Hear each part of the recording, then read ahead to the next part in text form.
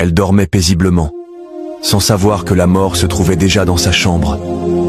Cette nuit-là, une jeune fille reposait sur son lit, l'esprit innocent, le cœur pur, totalement inconsciente du danger qui planait au-dessus d'elle. Pendant ce temps, non loin de là, sa belle-mère, le cœur rempli de jalousie et de haine, avait posé un acte terrible. Écoutant les murmures du mal, elle avait secrètement placé un serpent dans la chambre de la jeune fille, espérant ainsi se débarrasser d'elle sans laisser de traces. Lorsque le serpent se réveilla, il se faufila lentement à travers la pièce.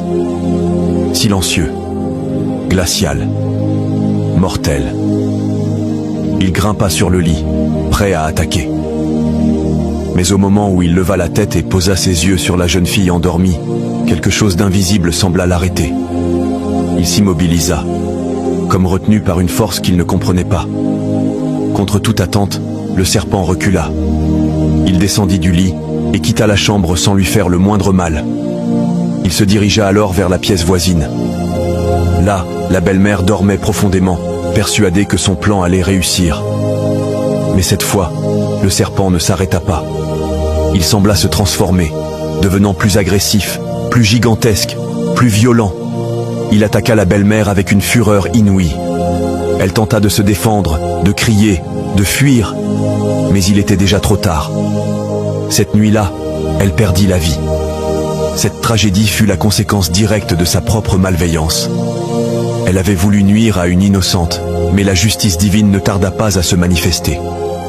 Car lorsqu'on écoute le diable pour faire le mal finit toujours par se retourner contre nous. Morale.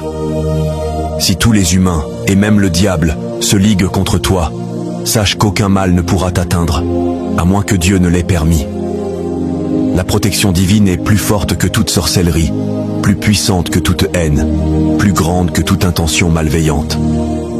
Si toi aussi tu crois que la protection de Dieu est au-dessus de tout mal, écris en commentaire « Je choisis la protection de Dieu » et partage cette histoire pour rappeler au monde que la justice divine triomphe toujours.